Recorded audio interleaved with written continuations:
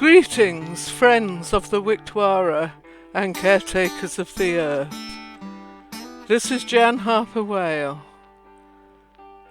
I'm inviting you to experience the new podcast celebrating this powerful time of SAMHAIN, when the veil between realms thins and our ancestors meet to join with us in a time-honoured ceremony to call our near-Vederas, near ancestors.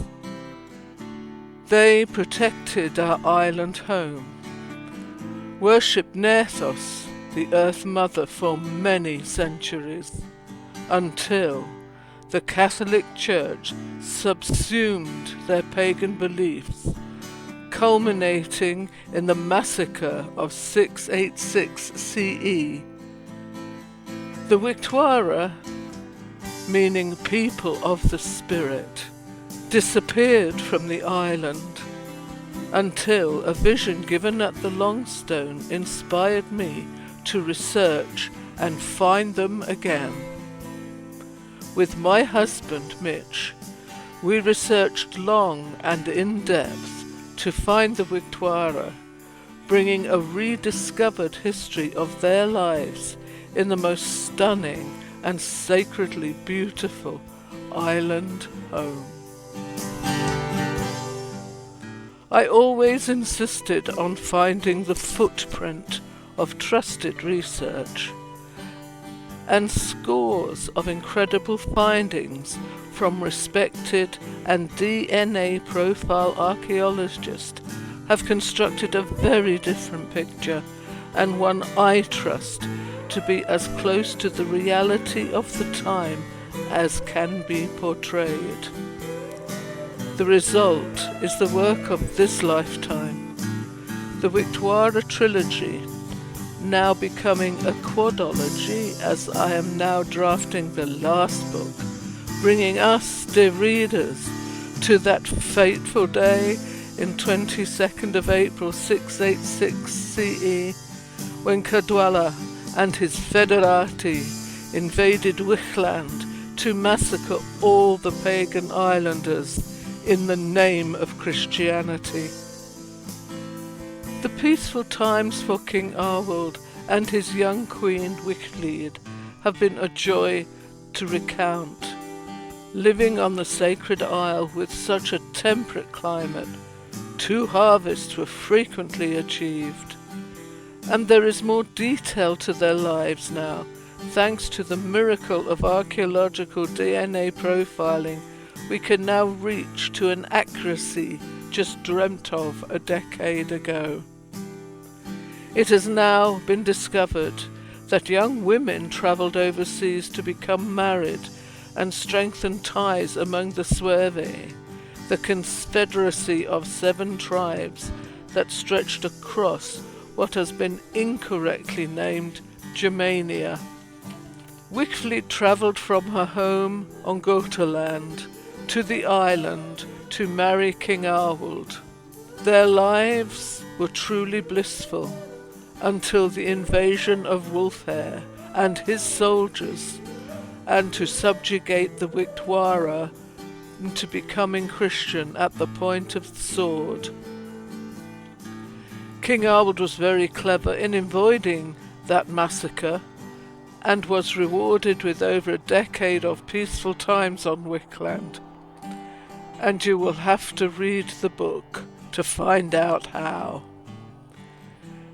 I discovered, after 7 years of research, that I hold a true bloodline to these ancestors, the Wihtwara, from the Suevi, commonly called Anglo-Saxons. My name Whale is really Wal, a Saxon name, meaning guardian of the stones. That is why I received those visions at our Longstone on the Isle of Wight. My ancestors tell us we are only truly dead when we are forgotten. We are shining a light on their lives for the first time since 686 CE. King Arwold was the last pagan king in Britain and Wichtwara, meaning spirit's beauty, was their last queen, both murdered on the fields of battle in Motterston. The trilogy follows the lives of the royalty on Wickland to the bloodline of Woden, whom they worshipped alongside Nerthus, the Earth Mother. All three books feature the main Wicklanders, Ivindra and Dagran Wal, and their descendants that reach to 686 CE.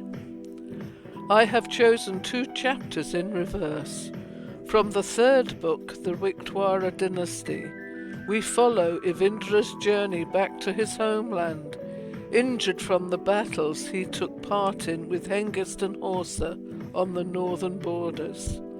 This chapter highlights in detail the wonders of SAMHAIN and the Longstone, and how our ancestors, who lived so closely with their gods and goddesses, truly experienced that night of the Night Riders.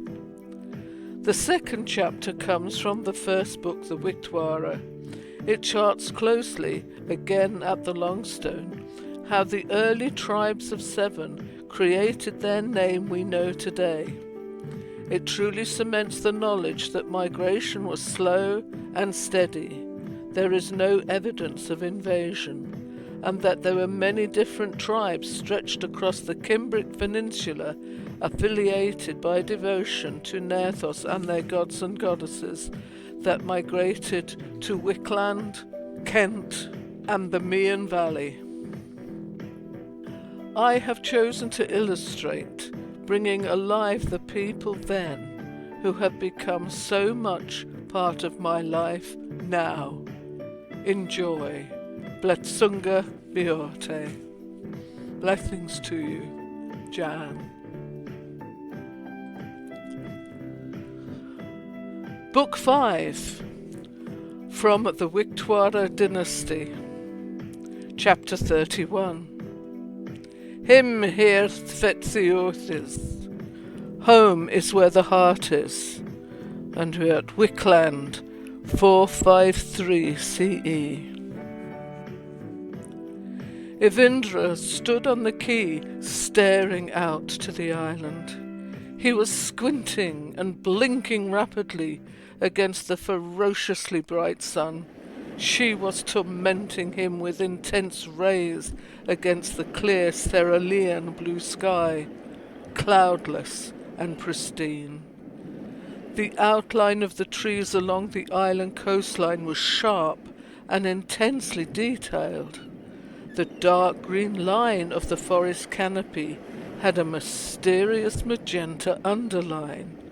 Ivindra blinked again. His sight was playing tricks on him, and it infuriated him. He was anything but perfect. She may not know me, he blurted out. Hrothgar turned to stare at the Meniskdritan, his eyebrow arching to the top of his head. He, who had offered with a full heart to become oathsworn to this man who had no idea of his divinity. She will fall at your feet, Ivindra. Trust me. Hrothgar grinned. And did you not inform me that this goddess your very soul is twin to has immense healing skills? He continued as they watched the small sneer ripple through the mirror-still water to swerve and grind to a halt at the quayside. They walked to the snare, the oarsman jumping out onto the quay to lead them into the small craft. Once seated, he jumped back in and swirled the boat around with practiced ease as the journey to Wickland began. Ivindra's eye was leaking profusely now. Swabbing it with a rag was hardly fit for purpose anymore. She came to me, when I was dying of these wounds, Hrothgar. Ivindra whispered, barely in hearing. The slosh of the oars was close to them both. She stayed. It was unbelievable. Not once but 3 nights in a row she came. He stared out to the island as it edged nearer and nearer and became clearer. He even thought that he picked up laughter and shouting. I had made my mind to die, He stated. The pain was unendurable, but every time I lost consciousness, I would see her, so clear, smiling. I knew then she was trying to heal me and willing me to stay alive. You see, she is a Spakona. Hrothgar shot back, feeling frustration going. Then she will have seen these wounds for herself. You can be plainly quite dense sometimes, Ivindra. But it's a quirk that becomes you. I don't believe you will ever succumb to the arrogance your title may tempt you towards. Minithritan and Elder Thane of Wickland, Woden's, but you will have your work cut out, believe me. Ivindra shrugged almost imperceptibly. He knew full well the weight of these titles, and he had forsaken his whole family for this. Aish had not forgiven either himself nor his father over the subsequent days of that outburst.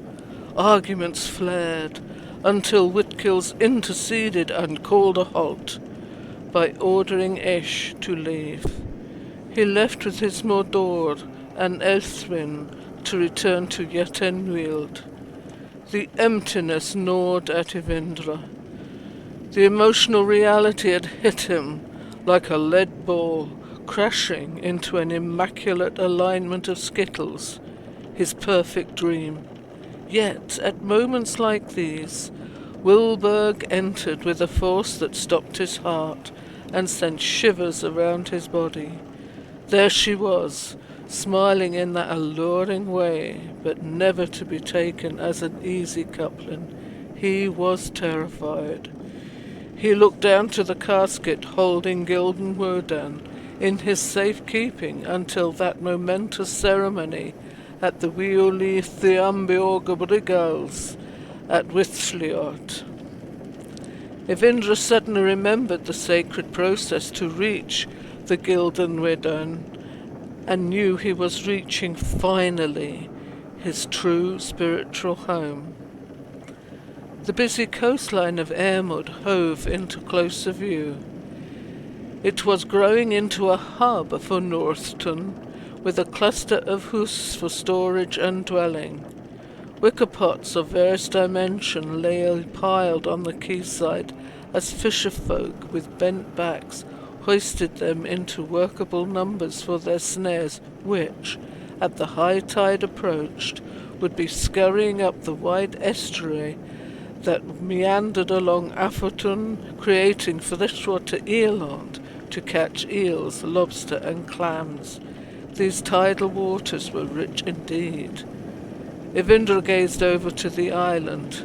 His leg instantly began to throb, and he laughed and rubbed it affectionately. What in the name of Thor's hammer is funny? Hrothgar commented, looking quizzically over to his companion, who had ceased laughing a long while back. Oh, it's a long story, my friend, Ivindra replied. Suffice to say, in short, I was mauled by a boar over there on that island of mystery. He chuckled. For a man of peace who disdains war, I have more scars than a veteran federati. I was oath sworn to Hengist. Hrothgar turned to stare at Ivindra, whose eye was now leaking badly again. The intense glare of the sun dancing on the waves was hurting him badly. Hengist saved your life, He continued, and he gifted me to you, to protect and guard you. You will never be injured again while I am at your side. If you can put up with me, that is. The oarsman was deftly swinging the boat into the quayside. Ivindra had a watery vision of women, shawls hugging close to cold bodies, chatting in groups as they walked to the weaving hoods. Children were stamping in the frozen puddles, jumping higher, and shouted who could be the first to get soaked. Dogs pissed along the clay walls, steam rising in a yellow halo. It was freezing, and his own breath steamed and fogged what little vision he had. Come, Hrothgar said gently. take my hand, Wihtwara. Let us find some food, bread, some cheese from Gaul and mead. Oh, please, so definitely mead. Ivindra accepted. He had pushed his neck scarf up to hide his face. He was now without sight. There was always a market here at Northton, with sea trade arriving from both Gaul and the wealthy silk trade route, and from the mainland, bringing goods from the Dura, Trish, Cantawara, and beyond. The wealthy lived here at Afferton. The causeway at Surthton was open and navigable for most of the year. It was easy to find a hus where they would revive themselves. It was a sprawling timber and water hus set in the centre of the main walkway from harbour to Sisterwich, which the women's weaving and dyeing hus and the bread ovens. The tunstead was solely given over to the charcoal ovens and the smithies. They ate quietly. Ivindra had pulled his wide-brimmed hat over his eye, and the horrendous scarring that travelled in welts across his face, where the spike had taken his eye, past his ear that was partially gone, and on around his skull. No hair would grow there. With the loss of his sight, Ivindra found the gift of increased hearing grew over the months. Now he was enjoying the banter and jokes and the ribaldry of the Wihtwara. A sense of peace came over him. Hrothgar had learnt to read his companion well. Your Wilburg will love all parts, Ivindra, those missing and those intact, especially those intact. He winked. Nothing lacking there. And she will heal you, it is foretold. Hengist made sure I learnt the meaning of this journey we take together.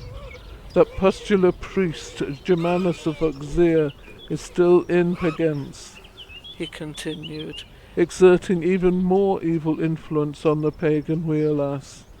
They are discharging eons of sacred belief on a bartered promise of eternal forgiveness from this one god who sanctions killing those who oppose him. You know this, Ivindra. Here, on Wickland, this is where we fight back. This is a war like no other. Tunga Sekende is the weapon. You know this too. Why doubt? I answer your question with another.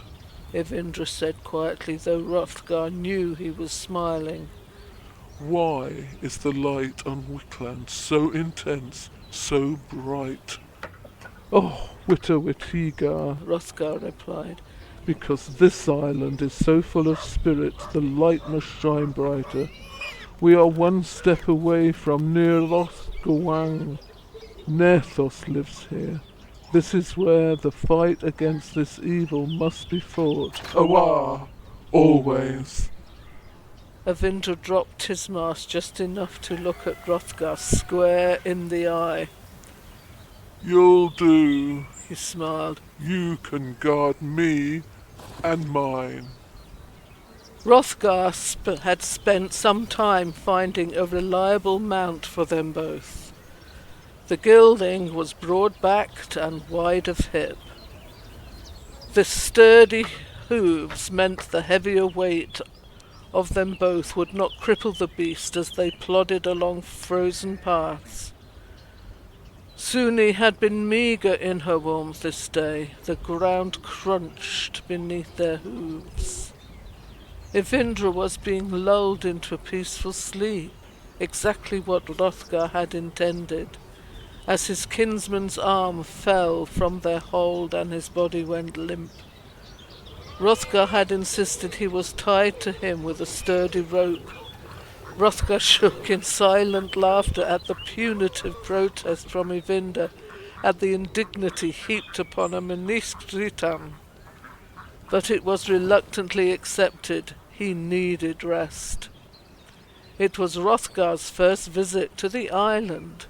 The stableman, after being told their destination was one Penglins, whispered to the horse in his ear, which twisted and danced around the quiet words, and then he positively stamped his hoof when the man gave him honey.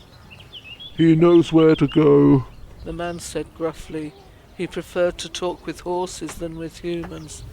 He will follow the Nerthus, but I must have him returned in 2 twilights. He is my best walking horse, much in demand by the elder Thane thereabouts. And as good as his word, the horse knew exactly where he was going. Hrothgar began to relax and enjoy the powerful spiritual energy of this sacred isle. As they plodded upwards from Afatun, reaching the high point of Brockenberg, Hrothgar revelled in the smells of sea air reaching him on the wings of dancing seagulls as the southeasterly thermals whipped about him. He was not a great lover of the sea. He had spent too many dark hours shitting himself in fear of being consumed by the sea serpent in wait for his body. But he loved the marriage of land and sea that this island offered him. It was a gift he never expected, and was deeply thankful to Hengist for offering him up to be a guardian to Ivindra, and he understood now why Hengist wanted the Isle of Thanet so badly he would kill for it. He was so entranced with watching the glistening sea below that he almost missed the sacred burial grounds altogether. But the energy there made his head swerve to greet the ancestors, and he stopped the horse, who bent his head to chew on the long grass lining the chalk pathway. Hrothgar was disinclined to wake Ivindra, so he prayed in silence to these ancient mights. They held a permanent dominion and guardianship of this isle. There were 7 burials in all, male and female, and from this high point Hrothgar could see nearly half of the island in both directions. The horizon appeared to curve, that delicate line of union between earth and sky, the water our blood, and the air our breath, and in that moment Hrothgar's world stood still, and he breathed in to fill his lungs with the sacred air. Ivindra began to snore. Hrothgar smiled and nudged the elegant beast, and off they trotted, downward past aging hawthorn, gnarled and bent with weathered age, and on to the bottoms he came, to the Sisterwich and Tunsteads of Chesterbeorg, with many hus, clustered by the young woodland of oak and ash. An old man was near the water trough at the entrance to the Tunstead. He was wrapped in many rags, old and frail. He looked on, shrugging his old shoulders, and came forward and asked Hrothgar quite plainly, Ithyn gemeka indeed? Gifswa, I am Bliosmod et Kepon hin Lucian his gewed. Is your partner a dead man? If so, I am happy to take him. I like his clothes. Na thumuton ne. No, you may not. Hrothgar shot back, stiffening in anger. You will come to know this man as your elder Thane, and the king to Wihtkells. Oh, then please give me your water bag. I'll fill it for you. The old man gestured forward, and Hrothgar leaned over to give him a near-empty leather sack that needed replenishment badly. The aging Gelder knew a good thing when he saw one, bent his head down, quite suddenly forcing Hrothgar forward, and slurped water into his empty stomach, making a great noise about it. Ivindra stirred and raised his head, still with his one eye closed, and murmured, Hrothgar, where are we? How would I know? He replied, shrugging his shoulders. You're in the valley of Chesterbeorg. the old man offered. Then I think on your way to Mostandoon I shouldn't wonder. The women are calling in the spirits for SAMHAIN. If Indra's eyes shot open, Gissay, of course, move man. he nudged Hrothgar sharply in the back. He stiffened and arched his back. Guisman, please. He offered in apology. She will be there. Hurry. And so the journey became quite urgent. Yet no matter how many times Hrothgar dug his heels into the aging gelding, that horse would not alter its pace, not one jot. They ambled up the steep slope towards the Halig Stan. Ivindra's breath quickened as he began to hear the women's chant, a lilting echo on the rising wind, as it changed direction and became towards them. Soon it was beginning to sink into the horizon, and the clouds began to bubble around her, as if in her capture to the underworld they came to protect. Thunor circled his blessing. Hrothgar, for all his Federati toughness, was beginning to feel a softening, a melting of the warrior's shell. It was new experience, and he gave acceptance, welcoming in the island Drekrift. Where it would lead him he knew not, but the feeling of trust was so new he revelled in it. As they climbed the crest of the hill, swerving around the huge barrow that held many ancestors in Nerthus's care, Suni casting her everlong shadows, Hrothgar caught the willowy floating shapes of the women, dancing gently in rhythm, made within and echoed in vocal sounds borne towards them on the easterly wind. He had never witnessed such a thing, and stopped dead in his tracks, hypnotized. Ivindra was now wholly alert, every sinew taut. Hrothgar, Estrian, move, he commanded. She is near. Wilburg is here. I can feel her.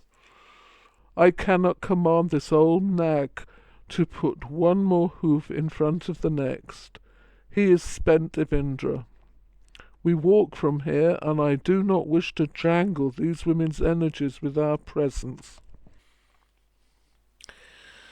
They slid off the broad horse's back, his muscles rippling in relief. Hrothgar hobbled him near to tall lush grass, and they walked quietly towards the Halig Stan. Ivindra knew most immediately that Wilburg was not amongst the circle of women. He sought his inner vision. She is nearby. She is waiting. She knows I am here, he thought. Hrothgar, if you wish to honour these women, you should take a distant seat. Ivindra pointed to the hill just beyond the Halig Stan. Over there. You can lend them your silent energy there and see all. I know where Wilburg is now. Trust me. He headed towards the wood, exactly where they had spent their first night together, and where she was now, waiting for him. As he walked with a sure step towards the thick tangle of trees across the tall meadow grassland, stiffening now in the evening chill, doubts swamped his mind. Ivindra wiped his hand across the mangled flesh of his damaged face. He suddenly became conscious of this nervous habit. He squeezed his eyes shut and prayed. Would she accept him? He stumbled blindly against a hidden rock. He stopped dead, straightened his spine, opened his eyes and walked on, determined to squash the fears. She would not be impressed, he thought. The dense darkness of this untended woodland awarded him, even in the fading light, a blindness that really did stop him dead in his tracks. He was therefore entirely unaware, as a soft hand brushed his injured face, to sweep gently around to cup her hand on his wispy-haired skull. Ivindra's eye shot open to see the physical form of so many of his dreams, that crooked wry smile that Wilburg had, showing her perfect teeth, just made him cry out. It took just a blinking of that one eye for them to embrace so surely their heartbeats mingled in a loud unison, and their warmth encircled them in protection on that cold evening. There were no words spoken or even needed to be said. They kissed tenderly, then searchingly more urgent as their hands caressed each other's body to caress and honour again all that had been lost for so long. Ivindra became desperate to feel her skin again as he began to pull at her shawl and the layers of wool and fur. She was the most passionate of women, of all women he had lain with in his entire life. He knew he would never tire of her. But she pulled him away. Veldige oss onbidden gwithen, we again el nu. Set meg en gengiran, set swa fram ildren, be a sunset mist be bold. Beloved patient, wait, please, we have all our lives now. The women are calling in the spirits of our ancestors. Look, the mist is building. Wilbur kissed him lightly on the cheek, and taking hold of his hand, led him away to their spirit place, and true enough, the tall meadow grass was gently being smothered by ground mist, growing ever stronger. A dampness grew quickly in the air, moisture droplets forming on their vaporized breath as they walked up the hill to where Hrothgar stood, fixed and sturdy, silhouetted against the last washing of Suni's colours as she dipped below the sea's mantle. "Who is this?" Wilbur asked quietly. He is my oath-sworn guardian gifted by Hengest, Ivindra applied with a wry smile. He does not trust me to survive without one. How royal of him! Is he wedded? Nesse, Ivindra shot back. a confirmed single man, I believe. Well, we'll find him a good whiff for him in no time, Wilbur replied, making fast her step as she almost dragged Ivindra uphill to meet Hrothgar. You have sent him to the very best location to see the wonder of the spirit mist coming to the Hallegstan. Hrothgar stood immobile, eyes unblinking at the sight before him, mouth slack as his breath escaped him in low swirling forms. He had never witnessed this. Far below, the undulating sea had softened and had almost disappeared. The eerie mist was swirling ever upward, and within its dancing forms figures were being formed, growing effortlessly within the curtain of translucence. And there were many of them, seamlessly joining together yet separate from each other. They held a power that was growing and heading directly towards the Hallegstan. The mist kept growing until the figures, now sharp in their outlines, were level with the cliff's edge, and so the ancestors moved forward to join the dance of the women, their song now muted but still resonant. Their call had been answered and honoured. The whole ground around the Hallegstan was now covered in mist, swirling and dancing with the women. No ground could be seen, and it looked like the human forms were floating with the ancestors in the mist. Time stood still. No one moved until it was over. Mona was high in the night sky. Ivindra was aware it had been some time, as his leaking eye was becoming quite frozen. Wilbur in hushed tones commanded, "We must leave. I have mounts waiting. Hrothgar, sweet man, you are relieved of your duty for a few days. Come to us when you are ready, and Athelstan will look after you and find you a hus." Dear Athelstan, Ivindra exclaimed. I will look forward to hugging the dear boy soon. Athelstan is no longer a boy, Ivindra, Wilburg replied, smiling, past the hugging stage, and you are now under my care. I want to get the queen's bee honey onto that eye. It is badly inflamed, I am afraid. The only senses you will have for the next 7 moons is taste, touch, and smell and hearing. Quietly, the dark forms of 2 humans left the spirit dance to its conclusion. Ivindra, holding Wilburn's firm hand, suddenly felt his fragmented and shattered soul knit back into place, whole and sure. There was no feeling to compare with this. He was home, truly home. As we come to celebrate SAMHAIN, the dawning of a new year, I would like to honour the Wihtwara, the ancestors of our sacred isle. And I want to do a reading from the Wihtwara.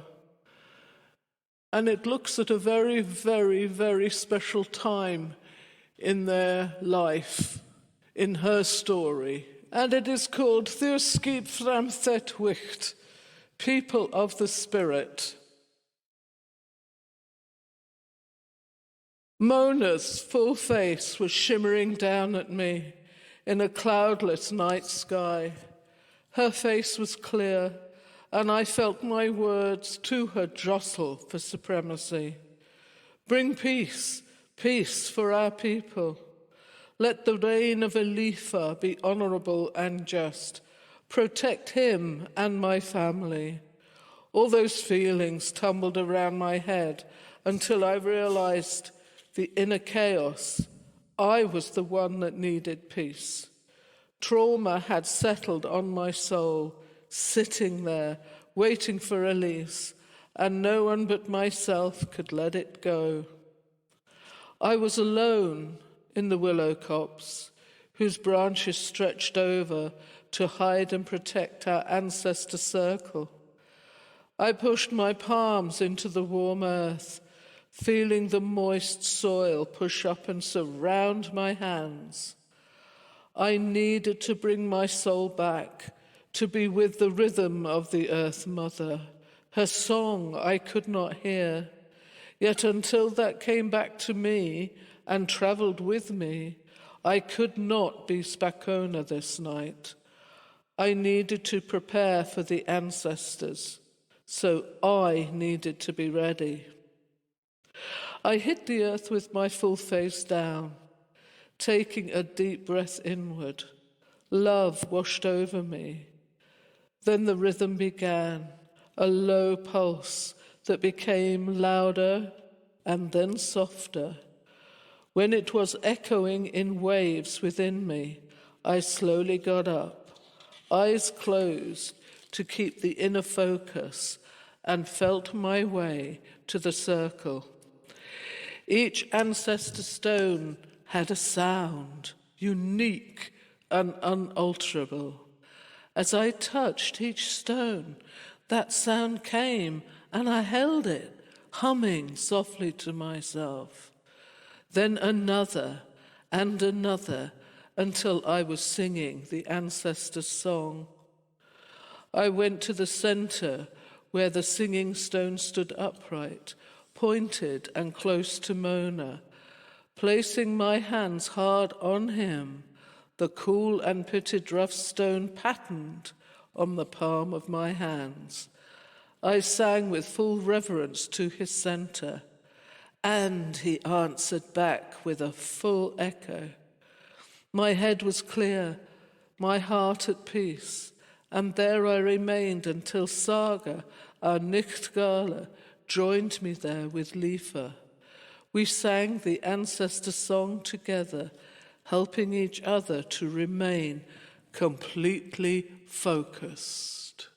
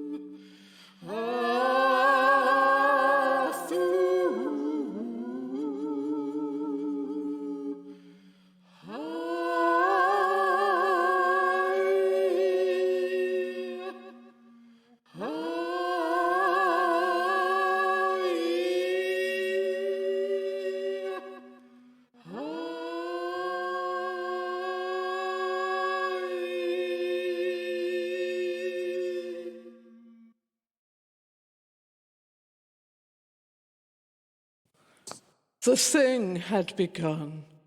King Wichtwara arrived with a leafer at his side.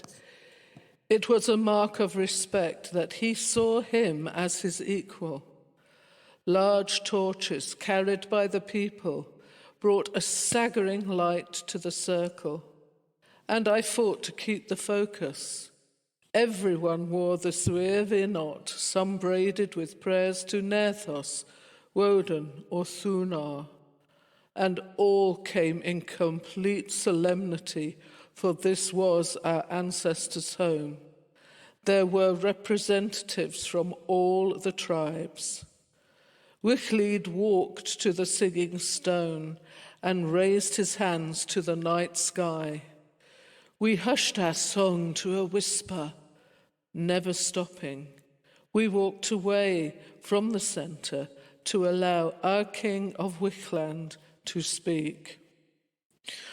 Mona gerashte et sune breganthin et blitzianthet folda or erd. Thunor, we stand an in erian fram thin bletzunga fram ren et thet be westum. Woden elfada, thu a fel, forenga fram duachs heland, scope und kiapman, thin blood kenan, thur thin efora, und dortor her on Wichtland, we averian thu thet Nigt. Answaru, o hatan, et nimnian un theos skip, in frioth un an. Mona, consort of Suni, bring your power to bless the earth, our land. Thunor, we stand in honour of your blessings, of rain on our crops.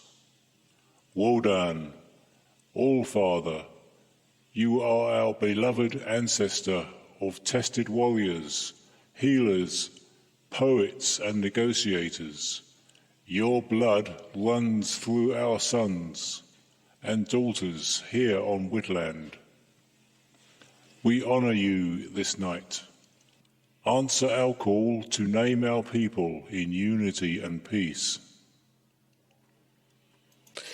Gise, Gise, Gise, came the murmurings through the circle of our suave host, standing in reverence within the ancestor stone circle. Each group was holding a torch. The flames flickered in the slight breeze, casting a dance of shadows over the stones.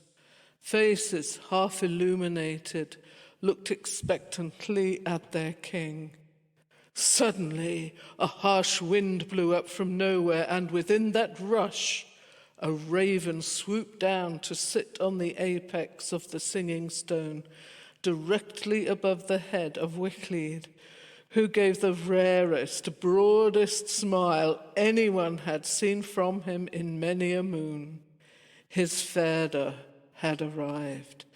People gasped, and one man fell to his knees, praying to Woden for even rain and sun, to bring a good harvest. It was the ever-present prayer of my kinsmen. The winter was nearing, and the harvest was close. Who amongst you wishes to speak with your All-Father? Hesitantly, an aging Gwen shuffled from the shadows. Her frail, wispy hair was tied in a tight Swavian knot, yet still it trailed nearly to her waist and swayed as she hobbled forward. She grasped a staff in her white-knuckled, bony hand. Her hair held one single braided prayer, intertwined with blue and turquoise thread. She was Nerthus in mortal form, and she surely had something to say. "My lord," she intoned in a soft lilting voice as she bowed to Wichtwara, who in turn bowed in respect to her. Her gaze turned upwards. A shining glaze lay over her eyes. She considered the night even above the raven who stared at her intently, not moving a feather. A moment of complete stillness radiated around the circle. Elfeder, my deepest love goes to you, child god of beloved Nerthus, she who honors us and makes this island home sacred. We are abounding in all the good fates. The weird sims easily here, yet it cannot always be so. Ill fortune awaits us, and knowing this, we unite in strength to heal and make good our weakest link. That weakest link is our ancestors may be forgotten in the changing of our tribe's common name. My grandchildren will know and honor the new name, but on their lips I will teach our real name, Avione. And their children's children will know that Avione is where they come from. Our numbers are small here. Most of the 7 tribes are still over the Germania Sea. What will they make of this? A loud murmuring of Gisse, Gisse swept round the circle. Accepted. Let this be passed also, that we honour our old tribal names for the generations to come. Let this not be our weakest link, but the strongest, for under these stones lay the ancestors who are the Avone, Ludingians, Angli, Warini, Eudose, Suakons, Neothons. We honour you and will remember you all. A great cheer arose. Wichtwara turned to us, motioning us forward, for it was now the time to sing the ancestor song. We had been quietly humming the tones. We were practiced now. We each intoned the sacred frequency note, long or interrupted, sweeping high and then low, and then we harmonized until the whole circle was thrumming in an earth vibration. This was the ancestor song given from the stones. With Winjo, Apila, Laguz, Manas, Inguz, Iwaz, Bakana, Tewaz, Algiz, Sewulo, and Zuz, Thuraz, Hagala, Izaz.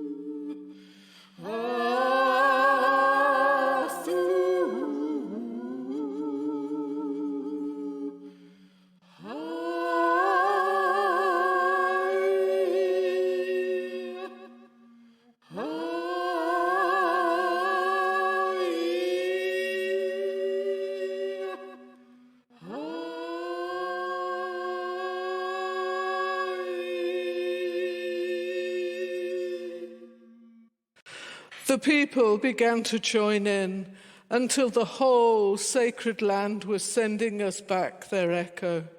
We went into trance. After a while, the song began to change of itself. We were singing the notes differently, but still all in unison. The power built up, the energy radiant. We